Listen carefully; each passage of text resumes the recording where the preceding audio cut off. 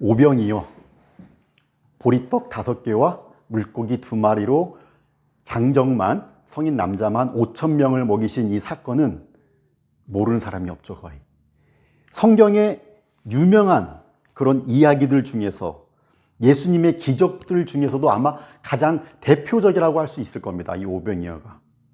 이렇게 말할 수 있는 객관적인 증거도 있어요. 뭐냐면 부활을 제외하고 예수님께서 보여주신 기적들 중에서는 마태, 마가, 누가, 요한 네 복음서에 모두 다 기록된 기적은 이거 하나예요. 이거 하나밖에 없어요.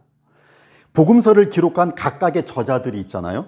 그래서 저자마다 강조하는 바가 있어요. 강조하는 부분이 있기 때문에 그 4가지 강조점을 보고서 읽고서 저희가 이 귀한 예수님에 대해서 입체적으로 4가지 방향에서 알 수 있는 거예요. 한 모습뿐만 아니라 그렇게 각각의 저자들이 주제에 맞게 그렇게 기록을 하면서 예수님의 본래 기적은 셀 수 없이 많다 그랬거든요. 다 기록하지 못할 만큼 많다 그랬는데, 그래서 선택적으로 자기들 주제에 맞게 선택을 했는데 이 기적만큼은 모두가 다 기록을 했다. 그만큼 이 기적이 다른 건 몰라도 예수님의 메시아의 그 특징을 잘 보여주는 그런 기적이라는 것을, 표적이라는 것을 저희가 알 수 있습니다. 합리적인 추측을 할 수가 있어요. 그래서 이 4개의 복음서에 기록된 이 오병이의 기적도 저희가 비교를 해보면, 4개를 다 비교를 해보면 각자 그 강조점에 맞게, 주제에 맞게 세부적인 내용이 조금씩 달라요. 그래서 뭐 누가 거짓말하는 게 아니라 말씀드린 것처럼 4명의 저자가 4가지 시각에서 주제로 이야기를 했는데, 제 설교를 지금 듣고 저희가 친교 시간에 얘기를 하더라도 다 이야기하는 게 조금씩 다를 수 있어요. 본인의 시각과 본인의 생각으로 인해서. 그러면 누구는 거짓말하는 겁니까? 거짓말하는 사람은 없지만 그래서 다를 수가 있는, 차이가 있을 수 있는 거죠. 그래서 이 내용도 보면 세부적인 내용도 선택적으로 이야기를 해요. 내 복음서가 똑같은 이야기를 할 것 같으면 싫지 않죠. 그래서 그 중에서도 오늘 이 요한복음은 이렇게 시작이 됩니다. 마침 유대인의 명절인 유월절이 가까운지라. 유월절이 가까운 그 시점에 오병이어 사건이 있었다라고 기록하는 복음서는 요한복음밖에 없어요.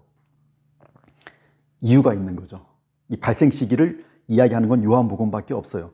그래서 유월절에 대한 이 언급으로 시작이 돼서 이 6장 전체가 유월절에 대해서 말씀을 하시고, 예수님께서 그 유월절을 성취하시고 완성하시는 분이라는 것을, 그래서 대체하시는 분이라는 걸 이야기해줘요. 이 앞에 5장에서는 지난주에는 무슨 얘기했어요?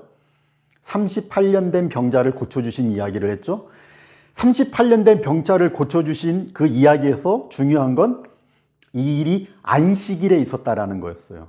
그래서 안식일을 유대인들이 아주 중요하게 잘 지키려고 했지만 본래 안식일을 주신 의도와 목적과는 완전히 벗어나 버린 부분에 대해서 교훈을 주시고 말씀을 주셨죠. 그것처럼 오늘도 이 유월절에 있었다라는 것에 포인트가 되어서 오늘 이 요한복음에서는 예수님께서 유월절을 대체해 주신다라는 그 부분에 대해서 이야기를 한다라는 겁니다. 그래서 이 오병이어를 시작으로 6장 전체가 그런 이야기를 하는 거예요. 그럼 유월절은 어떤 명절입니까? 패스오버. 뭐가 패스오버였죠? 하나님께서 이집트에서 이스라엘을 구원해 주실 때, 그때 어린 양을 잡아서 어린 양의 피를 문 기둥과 설주에 바르면 그 집에는 하나님의 천사가 들어가지 않았습니다. 하나님의 천사가 들어가면 그 집안에 있는 장자를 죽였어요. 그 재앙을 받았죠. 그런데 하나님의 말씀대로 어린 양의 피를 받으면 그 집은 패스오버 했다. 그래서 유월절이죠. 유월이란 말이 월담하다처럼 넘어갔다는 말이에요. 말 그대로 패스오버 했다라는 겁니다. 그래서 재앙을 받지 않고 그날 그 10번째 재앙을 통해서 그날 밤에 날이 밝기 전에 이스라엘은 구원을 받죠. 이집트로부터 나올 수 있었습니다. 그래서 이 요한복음에 보면 1장에 이렇게 이야기해요. 세례 요한이 예수님을 증언한다 그랬잖아요. 예수님은 하나님의 어린 양이로다. 이렇게 증언을 했고, 그리고 2장에서 중요한 사건이 있었죠. 무슨 사건이 있었어요? 2장에서 제가 반복해서 말씀드린 것처럼 제일 먼저 요한복음의 표적, 첫 번째 표적, 가나 혼인잔치에서 물을 포도주로, 이전에 포도주는 떨어졌고 더 좋은 포도주로 예수님께서 바꿔주신 그 기적, 표적을 보여주신 다음에, 그리고 제일 먼저 그 다음에 하신 게 뭐냐? 그 예수님께서 유월절이 가까운지라 예루살렘에 올라가셨다. 예루살렘 성전으로 가셨어요. 그래서 제일 첫 번째가 성전을, 거기에서 돈 바꿔주는 사람들, 짐승 파는 사람들을 다 쫓아내버리고 성전을 청결하게 하셨죠. 그래서 그 의미는 이제 성전이 필요 없어진다. 이제 제사를 드리지 않아도 된다. 왜? 유월절 어린 양이신 예수 그리스도께서, 메시아께서 이 땅에 오셨기 때문에 그 말씀을 드렸습니다. 그리고 1년 후가 지난 거예요, 지금. 오늘 6장 4절에서 유대인의 명절인 유월절이 가까운지라, 두 번째 유월절이에요. 그래서 이 오병이어와 함께 말씀드린 것처럼 6장의 다음에 이 뒤에 이어지는 내용들이 하나님의 어린 양이신 예수 그리스도를 통해서 그의 백성들을 구원하신다. 그리고 유월절을 완전하게 성취해 주시고, 그렇게 구원하신 하나님의 백성들을 하나님께서 광야에서 어떻게 하셨죠? 만나와 메추라기를 주셨죠.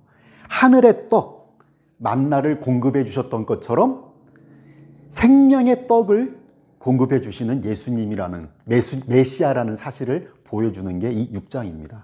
그렇기 때문에 이제 6장에서 이 이야기가 끝나면, 오병이어 이야기가 끝나면 마치 이집트에서 나올 때 홍해를 가르고 나왔던 것처럼 예수님께서는 바다를 건너오시고 바다 위를 걸어오시고 그 뒤에 내가 생명의 떡이라는 말씀이 여기에서 이어지는 거예요.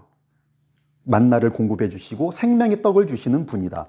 그래서 내 살을 먹고 내 피를 마시는 자는 영생을 가졌고 마지막 날에 내가 그를 다시 살리리니 내 살은 참된 양식이요 내 피는 참된 음료로다. 예수님께서 이렇게 유월절을 완성하시고 대체시켜 주신다라는 것을 이 6장이 말씀을 하는 겁니다.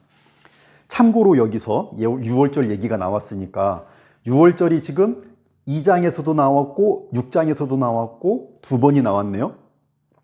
마지막 한 번이 더 나오게 됩니다. 마지막 한 번은 언제 나올까요? 어떤 사건이 있을 때 나올까요? 예수님 십자가 전에. 예수님 십자가 때, 그때 유월절 되기 엿새 전에 예수님께서 나사로를 살리신, 죽었던 자를 살리신 베다니에 도착하셨다. 예루살렘 바로 밖에 있는 도시거든요. 그래서 예수님께서도 다시 살아나실 것을, 죽고 살아나실 것을 이렇게 보여주는 거죠. 그러면 지금 유월절이 몇 번이 나옵니까? 2장, 6장, 12장 이렇게 세 번이 나와요. 요한복음만 세 번을 이야기해요. 그래서 예수님의 사역이 3년이었다라는 것을 요한복음이 얘기해 주는 거예요. 일반 보통 공관복음은, 다른 공관복음들은 마지막 유월절만 이야기를 하지 세 번을 이야기하지 않는데 요한복음만 세 번을 이야기해줘서 그래서 우리가 3년이라는 것을 알 수 있어요. 예수님의 사역이. 그래서 오병이어의 이런 표적이 이렇게 유월절을 앞두고 있었다라는 이 이야기를 해주고 뒤에 이어서 또 다른 데는 없는 말씀이에요. 이 말씀도. 빌립을 시험하기 위해서 예수님께서 물어보셨다. 뭐라고 물어보셨습니까? 우리가 어디에서 떡을 사서 이 사람들을 먹이겠느냐. 이렇게 예수님께서 물어보셨어요. 빌립을 시험하셨다 그랬어요. 이 이야기는 요한복음에만 있습니다. 그러면 여러분, 예수님이 왜 빌립을 시험하셨을까요? 예수님이 제자들을 시험하신다면 그 의미가 무엇일까요? 예수님께서 시험을 하셔서 믿음이 어느 정도 있나 그거를 평가하시려고, 확인하시려고 그렇게 시험을 하셨을까요? 예수님은 그럴 필요가 없죠. 왜? 다 아시니까. 예수님은 우리의 마음을 아시기 때문에 그렇게 평가를 예수님이 궁금해서 하실 필요가 없어요. 아니면 예수님께서 어떻게 말 하나 봐가지고 말 잘못하면 너 그거밖에 안 돼? 나가. 패스 못했어. 패스 올 페일 이렇게 하시려고 그러려고 물어보신 게 아니죠. 예수님께서 빌립을 시험하신 것도 마찬가지고 제자들을 시험하신다면 그 이유는 단 한 가지예요.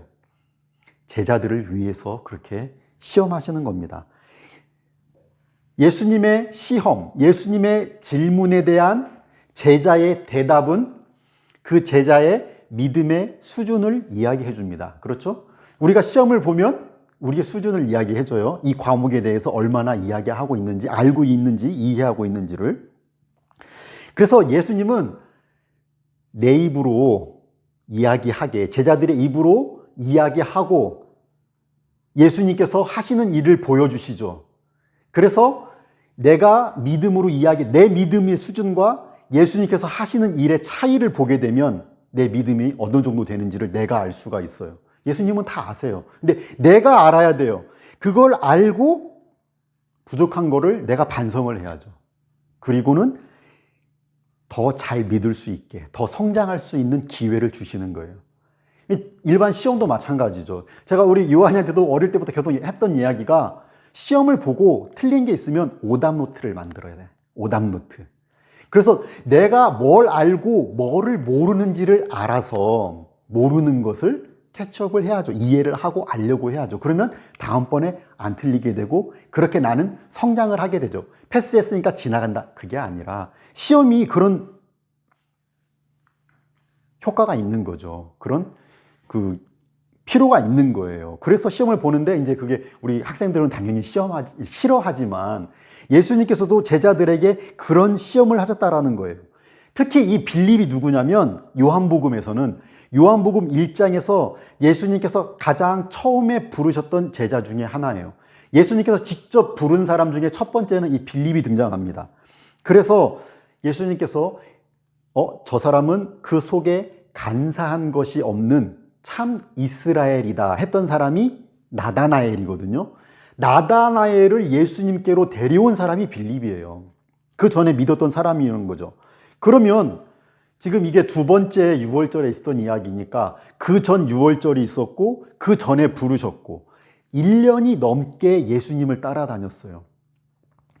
일주일에 한 번만 예수님을 만난 것도 아니고 그랬어도 1년이면 50번 넘게 만났을 텐데 1년 넘게 같이 먹고 같이 자고 모든 예수님의 기적을 다 봤어요. 바로 옆에서 예수님 따라다니면서 물이 포도주 되는 것도 봤고 사람들 다 고치는 것도 소망 없는 사람들 다 고치는 것도 다 봤어요.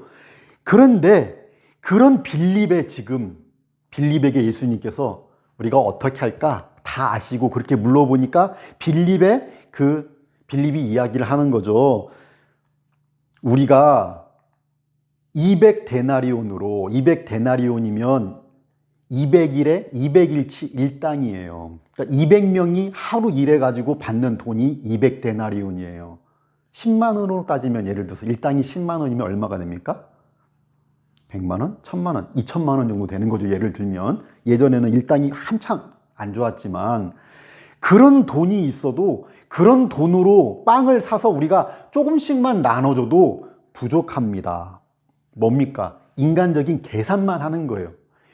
예수님을 1년 넘게 따라다녔는데 계산은 하는데 예수님에 대한 생각은 없어요. 내 계산 속에 예수님은 빠져 있어요. 예수님은 생각도 안 하고 믿음은 없고 계산만 합니다. 이어서 등장하는 안드레. 이 안드레는 누굽니까? 앤드류도 제일 처음에 예수님을 믿은 사람이에요. 제일 처음에. 요한복음에서는. 이 사람이 베드로의 형제라고 그렇게 설명이 나왔잖아요. 세례 요한을 따르던 사람들 중에서 세례 요한이 보라 하나님의 어린 양이로다. 그러니까 세례 요한의 제자였던 사람들 2명이 예수님을 따라갔죠. 어디 계십니까? 하고 물었죠. 그 사람 중에 한 명이 이 앤드류라고 그랬어요. 그렇게 가장 처음 믿었던 앤드류예요. 그런데 이 사람이 한 아이를 데려와서 아이가 가지고 있던 보리떡 5개와 물고기 2마리를 가지고 왔는데 문제는 뭐냐? 그 뒤에 뭐라 그랬습니까? 이것이 이 많은 사람들에게 얼마나 되겠나이까. 무슨 말이냐면, 이걸로 우리가 뭘 할 수 있을까요? 사람이 지금 장정만 5천 명이면 적게 잡으면 10,000명이에요. 성인 남자만 5천 명이라 그랬으니까 많게 잡으면 2만 명가량 될 수 있는데 지금 이거 가지고 우리가 뭘 할 수 있겠습니까? 이렇게 되는 거죠. 예수님에 대한 믿음은 여전히 이 안드레에게서도 찾아볼 수가 없습니다. 그런데 찾아볼 수가 없어요. 그런데 어떻게 됐어요? 결국은 어떻게 됐다 그랬어요? 그들이 배부른 후에 예수께서 제자들에게 이르시되 남은 조각을 모으라고 했더니 남은 조각이 12바구니에 찼더라 그랬습니다. 이렇게 되는 거죠. 제가 지금 이렇게 한 페이지에 다 이 말씀들을 모아놓은 건 잘 보라는 거예요. 이 굵은 글씨만 한번 봐요. 빌립은 우리가 이 사람들에게 200데나리온으로 빵을 사서 조금씩만 나눠줘도 부족하다 그랬는데 이 사람들이 배부르게 먹은 다음에 12바구니에 찼다 이렇게 지금 보여주고 있는 거죠. 이 차이를 보여주는 거예요. 제자들의 대답과 예수님께서 하시는 일을 지금 비교를 해서 보여주고 있어요. 이걸로 뭘 할 수 있겠습니까? 배부르게 먹고 12바구니에 차게 남았다라는 거죠. 사도 요한은 지금 이걸 보라는 거예요. 모두가 배불렀다. 예수님의 능력과 일하심. 그런데 1년 넘게 예수님을 따라다니고 제자라고 했는데 그 예수님은 생각도 하지 않는 제자들의 모습을. 그래서 지금 이 글을 읽는 저희들도 우리 자신의 모습을 점검해 봐야 되는 거예요. 내가 그 자리에 있었다면, 예수님께서 물어보셨다면, 한나야, 우리가 어떻게 할 수 있을까 했다면 나는 어떤 대답을 했을까요? 1년 넘게 따라다녔다니까요. 제자 중에 아무도 예수님, 물을 포도주로 바꾸신 분 아닙니까? 우리 예수님이. 아무 소망 없는 38년 된 그런 병자도 일어나 걸어가라. 그러니까 일어나서 걸어가고 평생 눈 앞을 못 보던 사람도 눈을 뜨고 말 못하는 사람도 말을 하고 중풍병자를 살리신 하나님 예수님께서 우리에게 음식을 주실 줄 믿습니다. 이런 제자가 한 명도 없었다라는 것이죠. 우리도 하나님의 사랑을 믿고 예수 그리스도의 은혜와 성령님의 인도하심을 믿는다고 하는데 그러면 내 실제 삶 속에서는 작은 문제가 됐건 큰 문제가 됐건 어떤 결정을 해야 되건 그 결정들 앞에서 그 문제들 앞에서 나에게는 얼마만큼 예수 그리스도가 함께 하심에 대한 그 믿음, 그리스도가 채워주시고 넘치게 하신다는 그 믿음으로 저희가 살아가고 있는지를 돌아봐야 한다는 것입니다. 빌립처럼 인간적인 계산만 하고 있는 건 아닌가. 예수님은 빠져있고 안드레처럼 나는 안 돼. 내 모습을 보면 내가 무슨 힘이 있고 내가 무슨 지식이 있고 내 머리로는 안 돼. 나는 안 돼. 못한다. 안 된다. 마치 하나님 모르는 사람처럼 그렇게 이야기하고 못 믿는 사람들처럼 그렇게 행동하는 모습이 있지는 않은지 돌아봐야 한다는 겁니다. 그렇게 나의 믿음을 내가 예수님께서 지금 시험하듯이 나의 믿음을 내가 점검하면서 나의 부족함을 오답노트를 찾듯이 알아가면서 그렇게 영적인 노력을 하지 않으면 제가 계속 말씀드렸잖아요. 영적인 노력 없이 저절로 성령 충만한 사람 없어요. 믿음이 성장하지 않습니다. 저절로는. 은혜로 감사하게 구원해 주셨는데 백날 수십 년을 교회 다녀도 믿음이 성장하시지 않는 분들이 있어요. 빌립과 안드레가 1년 넘게 예수님을 옆에서 다 봤잖아요. 기적을 다 봤잖아요. 예수님의 말씀을 배웠잖아요. 그런데 저절로 믿음이 성장하지 않잖아요. 이런 모습이 정말 더 심각한 이유는 뭐냐면 이렇게 믿음 없는 모습이 반복이 되면 이게 갈수록 더 심해진다라는 거예요. 우리가 믿음으로 나아가면 믿음이 더 강해져요. 경험하면서. 그런데 믿음 없이 자꾸 움츠러들기 시작하면 어떻게 될까요? 한번 움츠러들기 시작하면 갈수록 더 안 돼요. 자꾸 그래서 핑계를 찾게 돼요. 안 되는 이유를 찾게 돼요. 그래서 더 피하게 되고 더 못하게 돼요. 말로는 믿는다고 하면서도 그래서 실제 삶 속에서는 하나님을 기억하지 못하게 돼요. 그래서 실천하지를 못하게 되는 이런 모습을 표현하는 용어를 제가 가르쳐 드린 적이 있어요. 이런 걸 뭐라 그랬어요? 말로는 믿는다고 하는데 실제적으로는, 실천적으로는 안 믿는 사람처럼 행동하는 것, 살아가는 것. 그래서 실천적 무신론이라고 해요. 실천적 무신론. Practical Atheism이 되는 거죠. 쉬운 말로 저에게 익숙한 표현으로 바꾸면 이게 썬데이 크리스찬이에요. 일주일에 한 번 교회에서만 크리스찬이고 교회 밖을 나가면 세상 사람들하고 똑같이 하나님 모르는 사람처럼 살아가는 것, 그런 모습을 이야기하는 거예요. 저희가 이런 용어를 좀 기억해야 될 필요가 있어요. 저도 그래요. 저도 기억을 하려고 노력을 해요. 왜? 나에게도 이런 모습들이 있을 때가 있거든요. 저도 그럴 때가 있어요. 사람이니까 감정이 없어지는 건 아니라 그랬잖아요. 정말 큰일, 어려운 일 있으면 걱정도 되고 두려울 때도 있어요. 그러면 그럴 때마다 이런 용어들을 생각해요. 나는 썬데이 크리스찬인가? 내가 목사가? 반성하는 거예요. 그러면서 회개하는 거예요. 그러면서 정신 차리는 거예요. 믿음을 발휘하는 거예요. 그래서 그건 아니지. 그래서 하나님을 바라보는 거예요. 그래서 이런 용어도 저희가 알아야 돼요. 내 자신의 이런 모습들이 있지 않도록 우리 모습을 점검하고 더 믿음으로 나아가기 위해서. 우리가 믿는 예수 그리스도는 하나님이십니다. 전능하신 분이에요. 어린아이의 점심 도시락, 빵이 5개, 떡이 5개가 있었다고 하는데 중요한 건 어린아이가 가져왔다라는 거예요. 그러니까 뭐 떡이 이만한 거 5개도 아니고 어린아이가 먹고 배가 부를 만한 작은 5개가 되겠죠, 떡이. 그 작은 거 가지고도 벌 볼 일 없는 거 가지고 또 아무것도 아닌 것 가지고도 장정만 5,000명을 먹이시는 그런 능력의 하나님이시라는 것이죠. 그 하나님이 우리와 함께 하시는 거예요. 그렇기 때문에 인간적인 계산만 하면 안 되는 거고, 안드레처럼 나의 조건, 나의 환경, 나의 능력만 봐서는 안 되고 그 하나님을 눈을 들어서 바라보고 저희들이 믿고 믿음의 발걸음을 나아가야 된다는 것이죠. 믿음의 발걸음을 한 걸음 한 걸음 내디뎌야 된다는 거예요. 저희들이 하나님께서 주신 그 약속의 땅 앞에서, 하나님께서 주신 약속의 땅 앞에서 하나님은 기억하지 않고, 하나님은 생각도 하지 않고 내 눈앞에 크고 장대한 가나안 사람들만 생각하면서 바라보면서 우리는 메뚜기다, 절대 못 들어간다, 우리는 절대 못해, 나는 못해 라고 이야기했던 사람들은 그 말대로, 그것이 그들의 믿음이죠. 그들의 그 믿음대로 약속의 땅에 아무도 들어가지 못했다라는 그 사실을, 그게 역사잖아요. 그걸 알라고 저희들에게 보여주시잖아요. 그걸 기억해야 돼요. 40년 후에 그의 자녀들은 어떻게 됐습니까?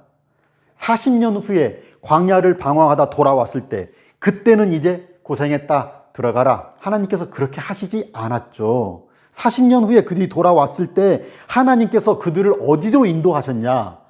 이번에는 요단 강물이 가장 1년 중에 차고 넘치는 시기에 요단강 앞에 이스라엘 백성들을 데리고 오셨어요.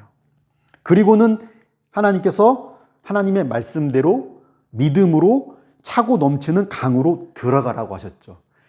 너의 발이 요단강에 잠기면 지금 넘치듯 흐르는 강물이 멈춰 서게 되리라 그러셨습니다. 그러니까 믿음으로 들어가라고 하셨어요.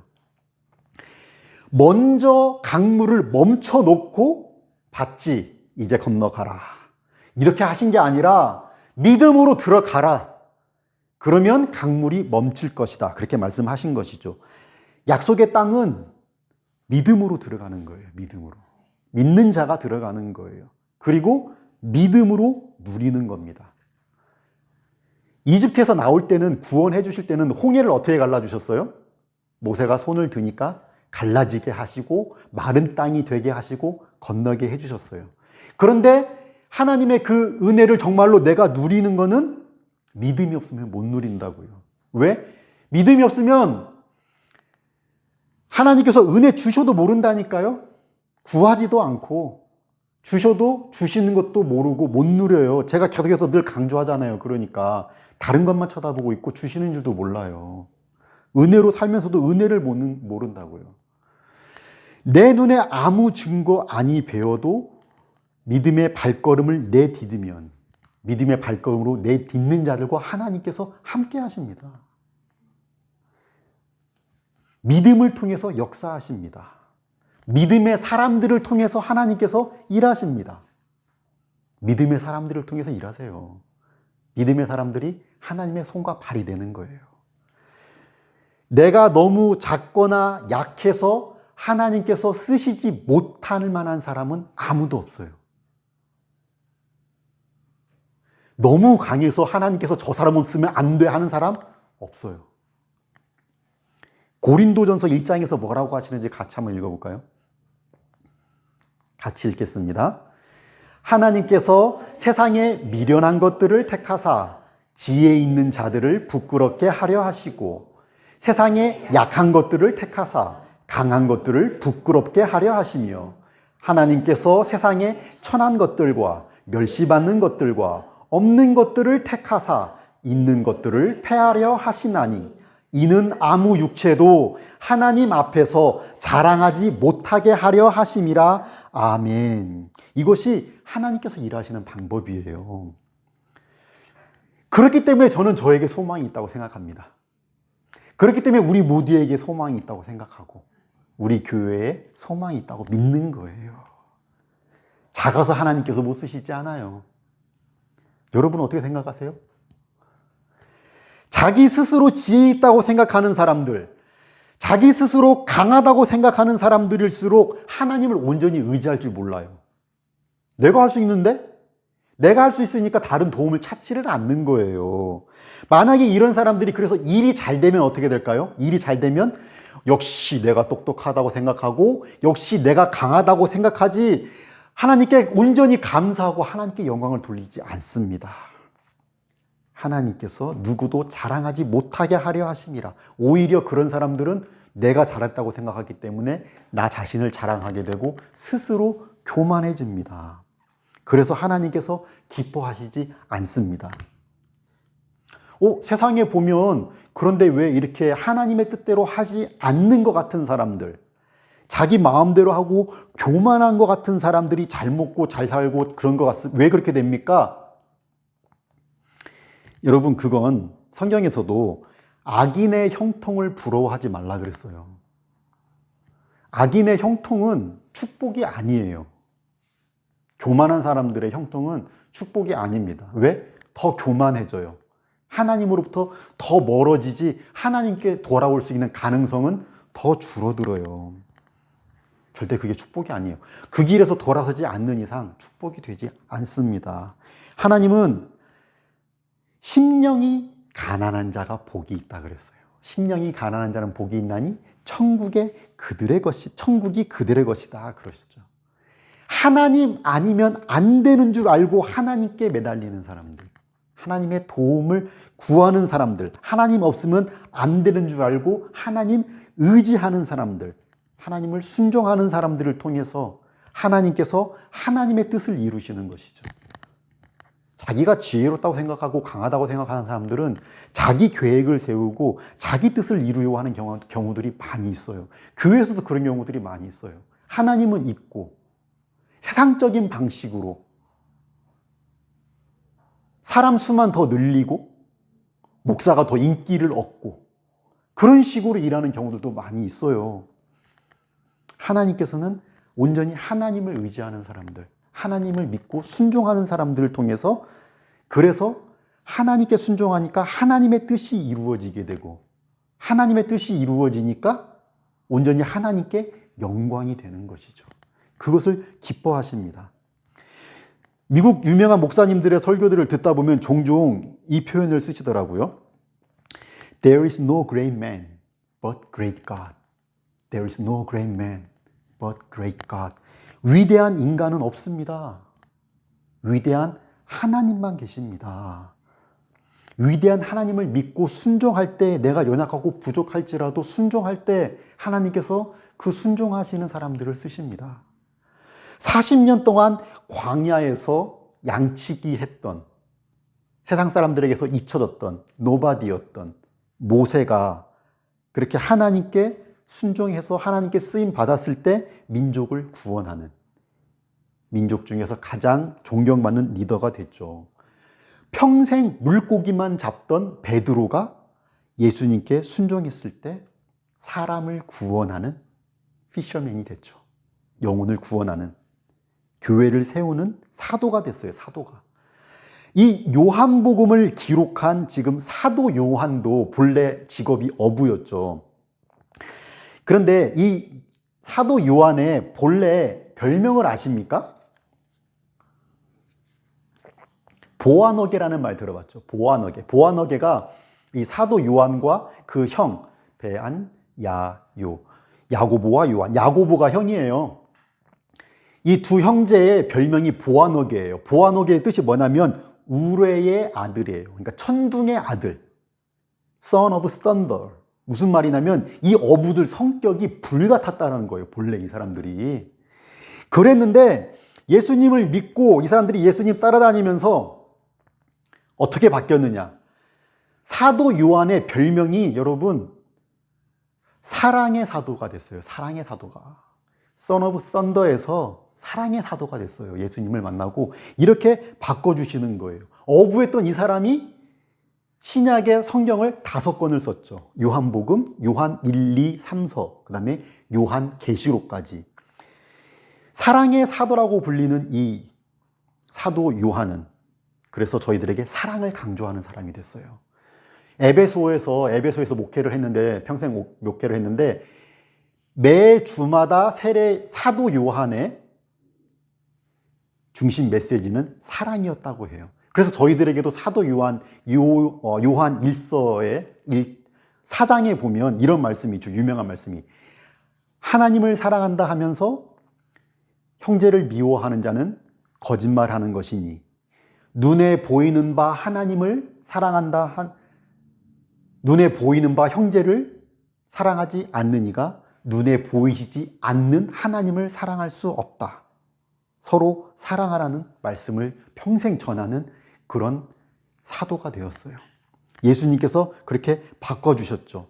그리고 수많은 사람들에게 평생 생명의 떡이신 예수 그리스도를 전하는 주님의 손과 발이 되어서 쓰임받은 겁니다. 그러니까 성경은 이런 사람들의 이야기로 가득 차 있어요. 잘나서 쓰임받은 사람들의 이야기로 가득 차 있는 것이 아니라 연약하고 부족하지만 하나님의 손에 붙들려서 예수 그리스도의 손에 붙들려서 변화받고 세워지고 성경에 기록될 정도로 쓰임받은 사람들이라는 거죠. 아브라함도 마찬가지였죠. 다윗도 마찬가지고 요셉도 마찬가지고 예수님의 12제자 중에서 잘난 사람 한 명도 없었어요. 그렇죠? 그런 사람들을 부르셔서 세워주시고 바꿔주시고 사용하신 Great God, 위대하신 하나님의 이야기로 가득 차 있는 게 이 성경이라는 겁니다. 연약하고 부족한 자기 자신만 바라보지 마시고 그 위대하신 주님을 바라보고 의지하고 순종하시기 바랍니다. 믿음의 발걸음을 내디디세요. 우리 빌리처럼 계산만 하지 마세요. 안드레처럼 내 자신만 보지 마시고 믿음으로 주의 길을 한 걸음씩 한 걸음씩 나아가야 돼요. 그러면 그 믿음으로 하나님께서 주시는 지혜와 능력과 은혜와 축복을 누리시고 그러면서 나를 그렇게 사용하시는 나에게 능력 주시는 생명 주시는 그 주님을 증거하는 그런 주님의 동역자로 쓰임받는 저와 여러분 되시기를 간절히 축복합니다. 함께 기도하겠습니다. 하나님 아버지, 저희의 생명이 되시고 능력 되시는 하나님께 감사와 찬양을 드립니다. 저희가 입술로만 믿음을 고백하는 것이 아니라 실제 삶 속에서 믿음으로 살아갈 수 있도록 하나님께서 성령으로 붙들어 주시고 인도하여 주시옵소서. 인간적인 계산만 하거나 연약하고 부족한 내 자신만 바라보지 않고 낮은 자들을 높이시고 약한 자들을 강하게 하시는 하나님을 믿고 의지하고 순종함으로 하나님께서 주시는 풍성한 은혜를 누리는 저희들 되게 하여 주시옵소서. 세상을 구원하시고 돌보시는 하나님의 손과 발이 되어서 하나님과 동역하는 생명의 떡을 이 땅에 전하고 증거하는 고귀한 세상에 복이 되는 하나님의 자녀의 삶을 살아갈 수 있게 하여 주시옵소서. 예수님의 이름으로 기도드립니다. 아멘.